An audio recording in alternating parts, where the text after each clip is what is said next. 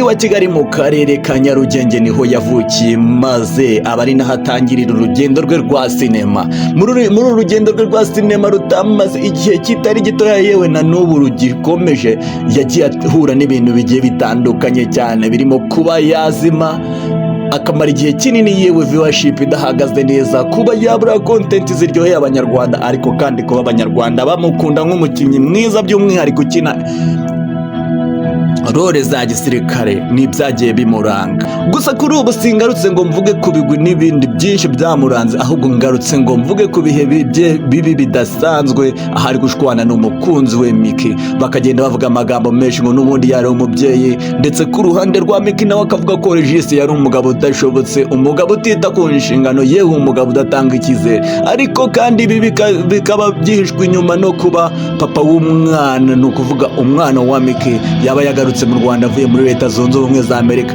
Byinshi rero utamenye ku guhangana n'ibyinshi inyuma mu isenyuka ry'uru rukundo rw'aba bagabo n'uyu mukobwa Miki, ninjye wabiguteguriye kuri Hola TV. Nizere ko wamaze gukora subscribe ngo mbigusangize byose.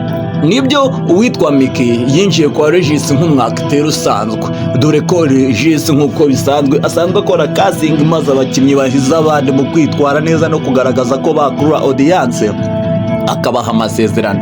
Nibyo, ni nako na Miki yaje, gusa kugenda barushaho guhuza imico n'imyitwarire byatumye babishyira ku rwego rw'ababesto, birenga ubu besto bagera aho baba basheri, maze bose batangira kubwirana amagambo y'urukundo, intego hagati yabo iba kwibanira. Nibyo, umwanzi arapanga, nubwo n'Imana iba yapanze, hari igihe umwanzi agaba ibitero Imana ikatureka, kuko ngo ijya yemera ko ibibi bitugeraho ngo irebe uko turi bwitware mu cyaha.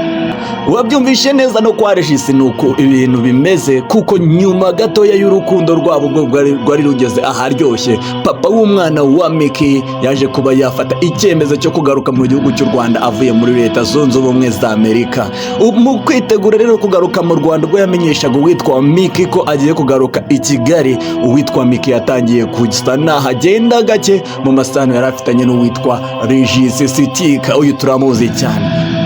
Mu kwezi kwa gatandatu k'uyu mwaka bari bamaze amezi 4 bari mu rukundo, maze batangira uyu mukobwa, kubera ko yari afite isezerano ry'uko papa w'umwana azaza nyuma gato, atangira kugenda abivamo. Ibi byababaje uwitwa Regis, ariko nta kindi yabikoraho, yewe mu buryo bumwe cyangwa ubundi akabona ari ibintu bizarangira bidafite uburemere bikwiye. Maze mu kwezi kwa 11 mu ntangiriro zako, papa w'umwana wa Miki ageze mu gihugu cy'u Rwanda, bita biba intandaro yeruye, yewe inagaragarira buri wese ko noneho Regis atagifite uruhare kuri Miki. Yo inkuru ibabaje kwa Regis.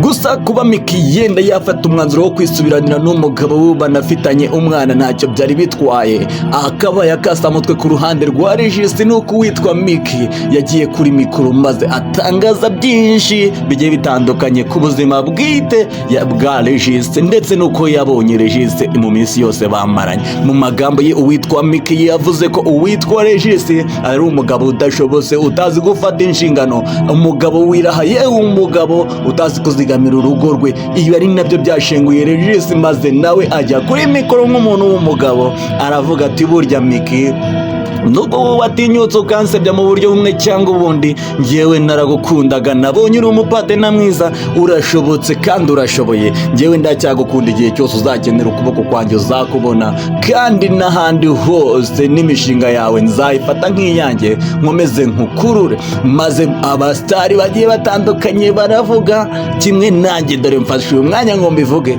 bajya kuri mikoro bavuga uko babyumva. Hari uwitwa Jackie w'i Rwanda, turamuzi cyane uyu mukobwa, nawe uri kubica bigacika muri itangazamakuru, yagiye kuri mikoro avuga ko uwitwa Miki yafashe umwanzuro ahubutse. Mu magambo ye yakomeje kumvikanisha buryo ki Miki afashe umwanzuro wo gukatira Regis, kandi ataragera aho yakabaye agera, aho yagerageje kumwibutsa ko imisatsi itarakura, amabuno ataraza, yewe ataraba mwiza ku rwego rwo kuvuga ngo yakatira umusore uri ku rwego rwa Regis. Mu bandi bastari bagize icyo babivugaho, hari umusare witwa Nyambo, turamuzi cyane by'umwihariko kwa Kiramani, uyu ni umukinnyi wa filime.